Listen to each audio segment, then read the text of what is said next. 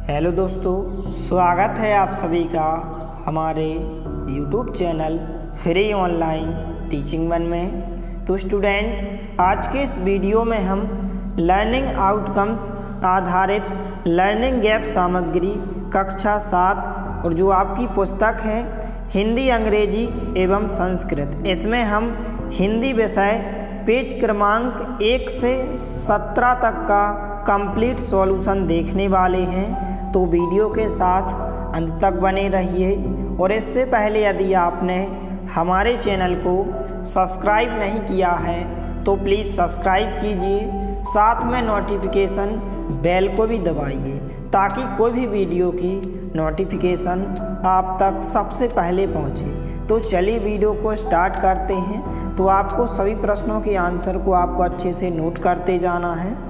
तो यहाँ पर लर्निंग आउटकम्स H602 का हम सॉल्यूशन देखने वाले हैं। इस प्रकार से आपको कुछ यहाँ पर निर्देश दिए गए हैं, इनको आपको अच्छे से ध्यानपूर्वक पढ़ लेना। तो यहाँ पर आपको पाठ्य सामग्री दी गई है, पाठ 2 कटुक वचन मत बोल। तो इस पाठ को आपको ध्यानपूर्वक अच्छे से पढ़ लेना है और नीचे दिए गए अभ्यास प्रश्नों के आंसर आपको इस प्रकार से बताना है। तो सभी प्रश्नों के आंसर को आप अच्छे से लिखते जाइए। यहाँ पर अभ्यास 1 आलेख पढ़कर बताइए। तो यहाँ पर प्रश्नांक 1 है, मीठी वाणी क्यों बोलना चाहिए। तो इस प्रकार से आंसर हो जाएगा, क्योंकि मीठी वाणी बोलने से समाज में खुशहाली छा जाती है और समाज के लोग मीठी वाणी बोलने वाले के प्रति आकर्षित हो जाते हैं। तो इस प्रकार से आपको उत्तर में लिखना है। तो आप वीडियो को रोककर या फिर आप स्क्रीनशॉट लेकर इन सभी प्रश्नों के उत्तर को आप अच्छे से अच्छी राइटिंग में लिख सकते हैं। इसके बाद यहाँ पर अभ्यास 2 दिया गया है, इसमें कुछ क्वेश्चंस दिए गए हैं। प्रश्नांक 2 विलोम शब्द लिखिए। तो यहाँ पर पहला शब्द दिया गया है प्रेम। प्रेम का विलोम शब्द होता है घृणा। इसके बाद दूसरा शब्द दिया गया है कड़वा। तो कड़वा का विलोम शब्द जो होता है वह मीठा होता है। इसके बाद तीसरा शब्द दिया गया है मित्र। तो इसका जो विलोम शब्द होता है वह शत्रु होता है। इसके बाद यहाँ पर प्रश्नांक 3 है, बातन हाथी पाइए बातन हाथी पाँव कहावत के बारे में आप क्या समझते हैं। तो इस प्रकार से आंसर में आपको लिखना है, विनम्र व मधुरभाषी व्यक्ति असंभव को भी संभव बना सकता है और अपने मधुर वचनों से पुरस्कार प्राप्त कर सकता है, जबकि कटु वचन से वह अपने महत्व को खो देता है और दंड का भागी भी हो सकता है। तो इस प्रकार से आपको उत्तर में लिखना है। इसके बाद यहाँ पर प्रश्नांक 4 दिया गया है, आपने कभी कड़वी बात पर हुए झगड़े को देखा होगा, तो उस घटना का वर्णन कीजिए। तो इस प्रकार से आप ऐसी कोई भी घटना जो कड़वी बात पर हुई हो, उस झगड़े को आपको इस प्रकार से उस घटना को यहाँ पर आपको लिखना है। जैसे कि यहाँ पर हमने लिखा है, हमारी कक्षा के सहपाठी किसी गलत बात पर झगड़ पड़े, तभी हमारे शिक्षक कक्षा में आए और बताया कि किसी को भी कोई कड़वी बात नहीं बोलनी चाहिए ताकि झगड़े की नौबत ना आए। तो इस प्रकार से आपको उत्तर में लिखना है। इसके बाद यहाँ पर अभ्यास 3 दिया गया है, आलेख के आधार पर प्रश्नों का निर्माण कीजिए। यहाँ पर उदाहरण दिया गया है, कड़वी बात बोलने का परिणाम क्या होता है। इस प्रकार से आपको प्रश्नों का निर्माण करना है, प्रश्नों को आपको बनाना है। तो इस प्रकार से हमने यहाँ पर प्रश्नों को लिखा है। पहला प्रश्न इस प्रकार से हो जाएगा कि कड़वी बात किसके समान होती है। इसके बाद दूसरा प्रश्न इस प्रकार से हो जाएगा, मीठी वाणी किसके समान होती है। इसके बाद तीसरा प्रश्न हो जाएगा कि झगड़े होने का कारण क्या होता है। इसके बाद चौथा प्रश्न हो जाएगा कि मनुष्य को सदैव कैसी वाणी बोलना चाहिए। तो इस प्रकार से आप कोई भी इस प्रकार से 4 प्रश्नों को बना सकते हैं। इसके बाद यहाँ पर पाठ्य सामग्री दी गई है इस प्रकार से, पाठ 13 बसंत। तो इस प्रकार से इसमें आपको कुछ पंक्ति दी गई हैं, इन पंक्तियों को आपको अच्छे से पढ़ लेना है। इसके बाद आपको कुछ अभ्यास प्रश्न दिए गए हैं इस प्रकार से। प्रश्नांक 1 सूची बनाओ।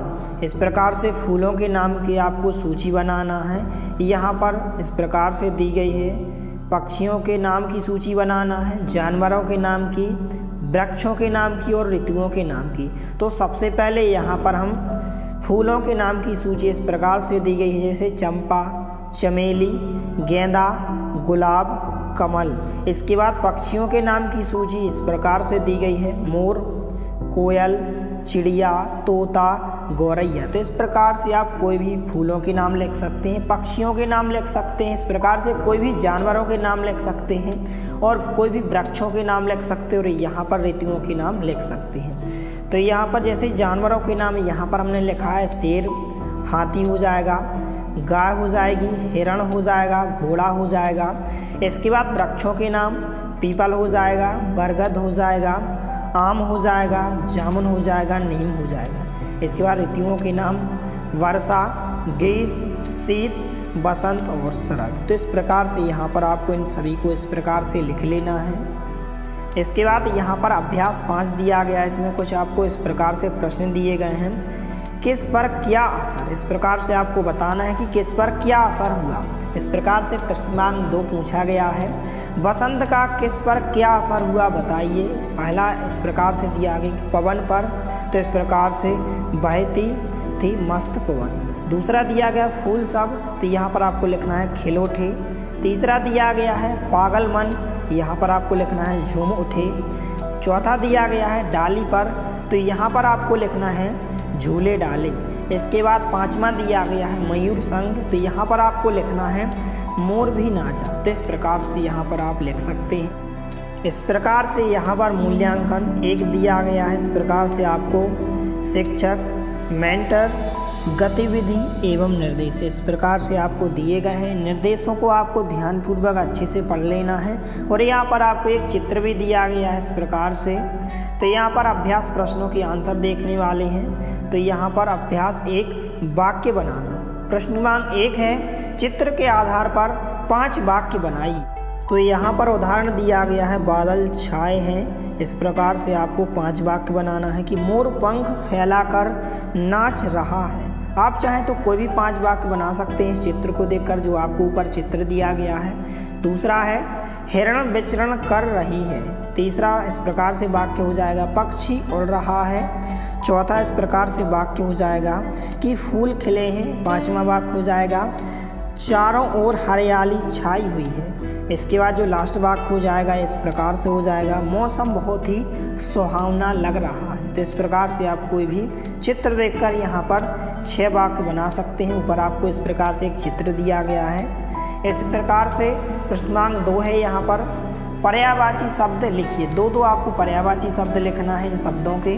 पहला शब्द दिया गया है पक्षी, तो पक्षी के 2 पर्यायवाची शब्द इस प्रकार से हो जाएंगे, खग और विहंग। दूसरा शब्द दिया गया है मोर, तो मोर के 2 पर्यायवाची शब्द हो जाएंगे, मयूर और सारंग। इसके बाद तीसरा शब्द दिया गया है भोर, तो पर्यायवाची 2 शब्द इस प्रकार से हो जाएंगे, सुबह और प्रातः।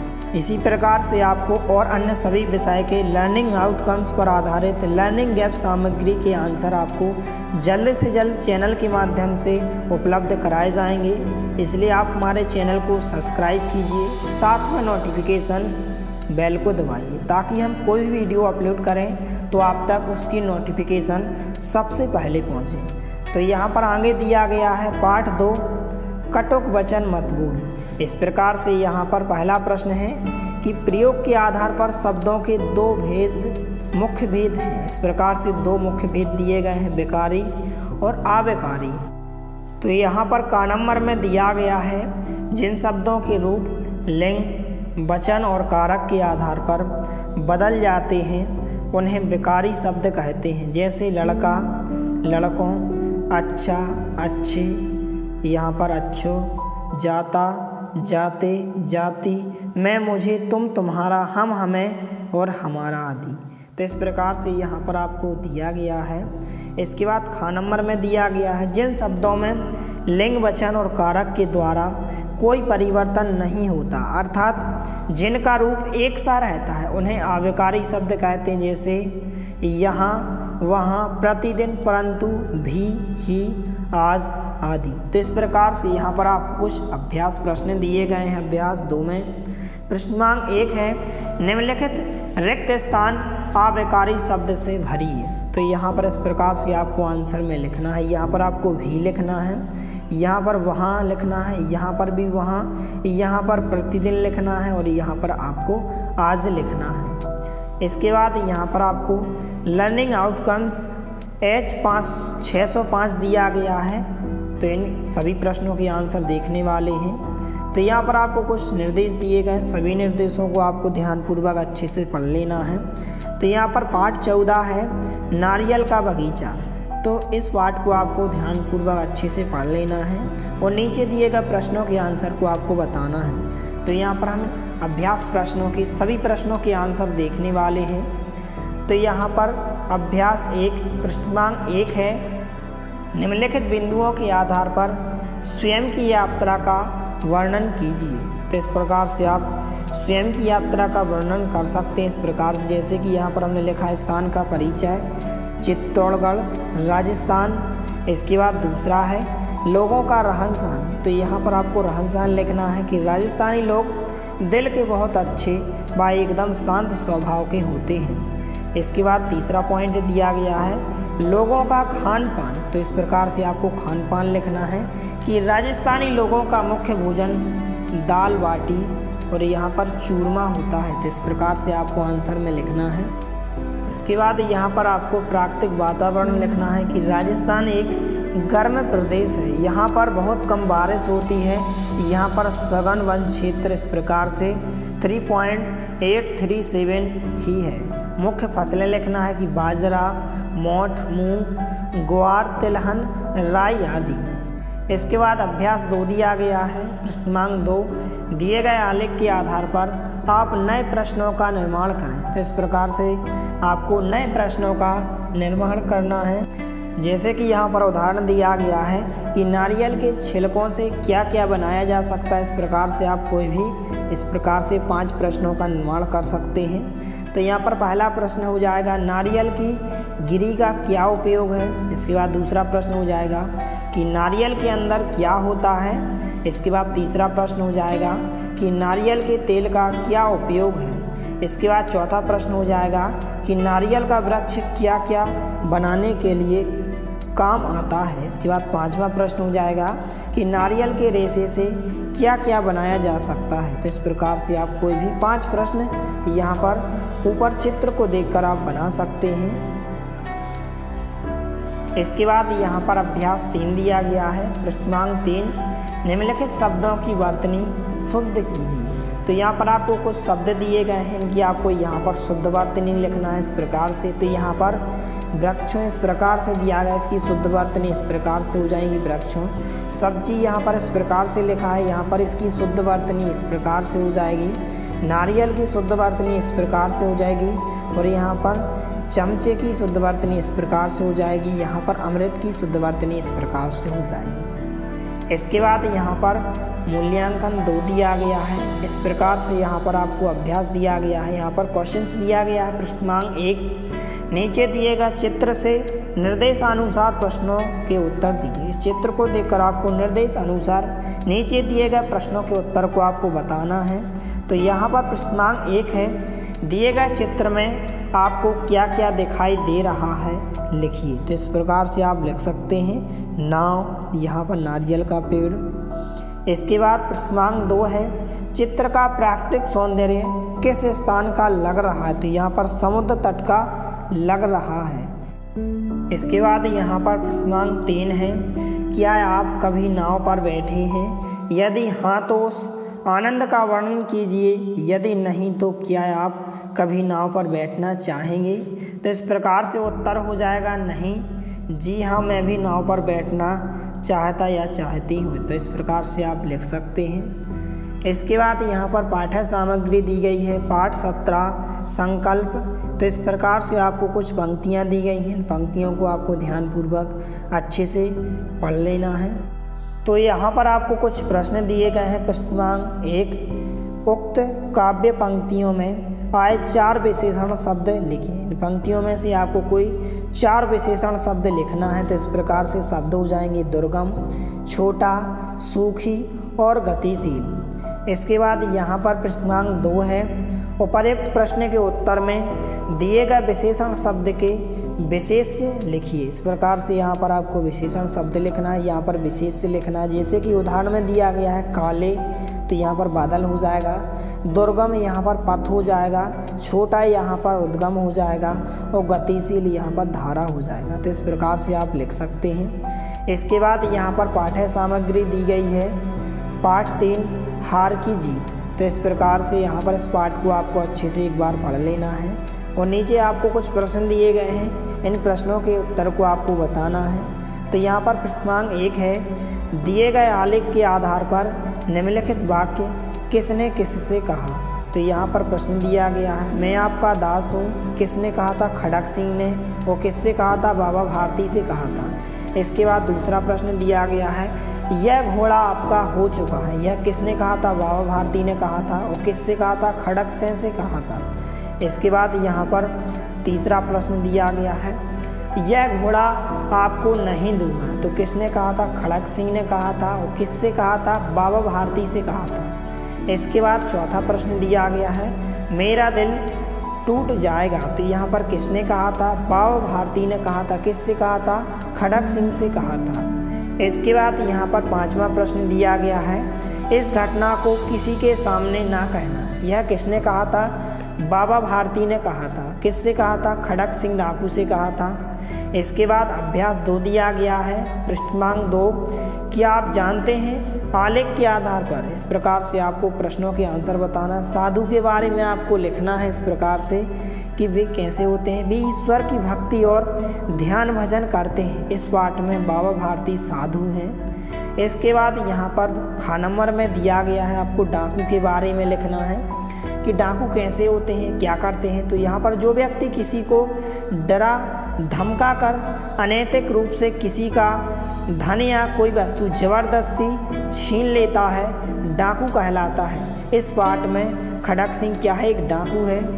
इसके बाद ग नंबर में दिया गया कि घोड़े के बारे में आपको लिखना है। तो घोड़ा एक पालतू पशु होता है जो सामान्यतः सवारी करने के काम आता है। इस पाठ में बाबा भारती के घोड़े का नाम सुल्तान था। तो इस प्रकार से आपको उत्तर में लिखना है। इसके बाद यहाँ पर मूल्यांकन 3 दिया गया है। अभ्यास 3, संज्ञा सर्वनाम की पहचान। यहाँ पर आपको संज्ञा सर्वनाम की पहचान करना है। प्रश्नांक 3 है कि दिए गए आलेख में संज्ञा एवं सर्वनाम शब्दों को छांट कर लिखिए। तो ऊपर आपको एक आलेख दिया गया है, उस आलेख में आपको संज्ञा सर्वनाम की पहचान करके यहाँ पर आपको उत्तर में लिखना है। तो यहाँ पर संज्ञा शब्द क्या हो जाएगा? बाबा भारती हो जाएगा। इस प्रकार से खड़क सिंह हो जाएगा और घोड़ा हो जाएगा। सर्वनाम यहाँ पर क्या हो जाएगा? वह हो जाएगा, वे हो जाएंगे, तुम्हें हो जाएगा। इसके बाद यहाँ पर प्रश्नांक 4 है, निम्नलिखित शब्दों के आधार पर लोक कथा को पूरा कीजिए। यहाँ पर आपको कुछ शब्द दिए गए हैं, तो इस लोक कथा को आपको पूरा करना है। यहाँ पर पर्वत आ जाएगा, यहाँ पर तपस्या आ जाएगा, यहाँ पर शक्तियाँ आ जाएगा, यहाँ पर आपको रूप लिखना है, यहाँ पर बैल लिखना है, यहाँ पर आपको शेर लिखना है, यहाँ पर आपको झगड़ा लिखना है, यहाँ पर आपको बंदर लिखना है और यहाँ पर आपको आश्चर्य लिखना है, यहाँ पर आपको भाग लिखना है। तो इस प्रकार से यह लोक कथा पूर्ण हो जाएगी। इसके बाद नीचे आपको पाठ्य सामग्री दी गई है इस प्रकार से कि कक्षा 4 की पाठ्य पुस्तक हिंदी के पाठ 9 नर्मदा की आत्मकथा में आया लोकगीत। इस प्रकार से यहाँ पर आपको लोकगीत दिया गया है कि प्राचीन ग्रंथों में नर्मदा की स्तुति की गई है। धर्म ग्रंथों में ही नहीं, लोकगीतों में भी इसका उल्लेख है, जो श्रद्धा व प्रेम का प्रतीक है। कार्तिक माह में गाई जाने वाली यह पंक्तियाँ, यहाँ पर आपको कुछ पंक्तियाँ दी गई हैं, इनको आपको एक बार पढ़ लेना है। यहाँ पर आपको कुछ अभ्यास प्रश्न दिए गए हैं। अभ्यास 5 प्रश्नांक 1 है, दिए गए लोकगीत को अपने अनुसार गीत की और पंक्तियाँ रचिए। इस प्रकार से आपको गीत की और पंक्तियाँ रचना है। तो इस प्रकार से आपको यहाँ पर कोई पंक्तियाँ लिखना है। इस प्रकार से आप लिख सकते हैं। यहाँ पर आपको इस प्रकार से पंक्तियाँ लिखना है कि नर्मदा मैया ऐसे तो मिली रे, ऐसे तो मिली रे। इसके बाद यहाँ पर आपको पंक्ति 2 में लिखना है कि जैसे मिल गए माई और बाप रे, जैसे मिल गए भाई और बहन रे। तो इस प्रकार से आपको लिखना है। इसके बाद यहाँ पर मूल्यांकन 4 दिया गया है। पहला प्रश्न है अपने क्षेत्र का कोई एक लोकगीत लिखिए। तो इस प्रकार से आप अपने क्षेत्र का कोई इस प्रकार से लोकगीत लिख सकते हैं। इसके बाद यहाँ पर क्रमांक 2 दिया गया है लोकगीत किस किस अवसर पर गाए जाते हैं। तो इस प्रकार से आप लिख सकते हैं कि लोकगीत त्यौहार या किसी उत्सव के अवसर पर गाए जाते हैं। इसके बाद यहाँ पर लर्निंग आउटकम्स H609, इस प्रकार से यहाँ पर हम इन सभी प्रश्नों के आंसर देखने वाले हैं। तो यहाँ पर पाठ्य सामग्री में आपको कुछ इस प्रकार से पाठ 20 रुपये की आत्मकथा, इस प्रकार से आपको रुपये की आत्मकथा इसको आपको अच्छे से एक बार पढ़ लेना है और नीचे दिए गए अभ्यास प्रश्नों के उत्तर आपको बताना है। तो यहाँ पर अभ्यास 1 दिया गया है। पहला क्वेश्चन है सोचिए और बताइए।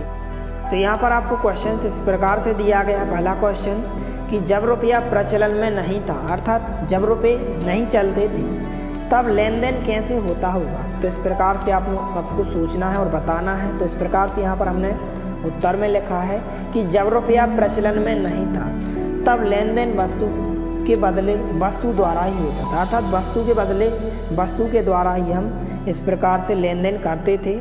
इसके बाद दूसरा प्रश्न दिया गया है यहाँ पर कि रुपये ने जब कागज का रूप लिया तो क्या लाभ हुए। तो इस प्रकार से आपको उत्तर में लिखना है कि रुपया कागज का होने से लाने और ले जाने में आसानी और सरलता हो गई। इसके बाद यहाँ पर अभ्यास 2 दिया गया है। यहाँ पर अनुमान और कल्पना का नंबर का प्रश्न है यदि रुपये का प्रचलन नहीं होता तो क्या होता। तो आपको अनुमान लगाना है और आपको कल्पना करना है। तो इस प्रकार से आप उत्तर में लिखेंगे यदि रुपये का प्रचलन ना होता तो बाज़ार में वस्तुओं को खरीदने व बेचने में बड़ी कठिनाई होती। इसके बाद यहाँ पर ख नंबर का प्रश्न दिया गया है कल्पना कीजिए वर्तमान में यदि धातुओं के सिक्के ही प्रचलन में होते तो क्या असुविधा होती। तो इस प्रकार से आपको उत्तर में लिखना है कि वर्तमान में यदि धातुओं के सिक्के ही प्रचलन में होते तो उन्हें लाने ले जाने में बड़ी मुश्किल होती, चोरी और लूट का अंदेशा बहुत अधिक होता। तो इस प्रकार से आप लिख सकते हैं। इसके बाद यहाँ पर ग नंबर का प्रश्न है वर्तमान समय में आपके पास नगद रुपया नहीं हो तो आप स्कूल बस का शुल्क किस माध्यम से चुकाएंगे। तो इस प्रकार से आप उत्तर में लिख सकते हैं। इसके बाद यहाँ पर आपको आगे विदेशी मुद्रा एवं उसके प्रतीक दिए गए हैं। यहाँ पर भारतीय मुद्रा एवं उसके प्रतीक चिन्ह दिए गए हैं। तो अमेरिकी डॉलर में इस प्रकार से प्रतीक चिन्ह होता है, जो ब्रिटेन का पाउंड होता है इस प्रकार से इसका चिन्ह होता है प्रतीक चिन्ह। यहाँ पर यूरोपीय संघ का यूरो इस प्रकार से यहाँ पर इसका विदेशी मुद्रा और उसका प्रतीक होता है। जापानी येन का यहाँ पर प्रतीक चिन्ह इस प्रकार से होता है और यह भारतीय मुद्रा एवं उसके प्रतीक चिन्ह इस प्रकार से होते हैं।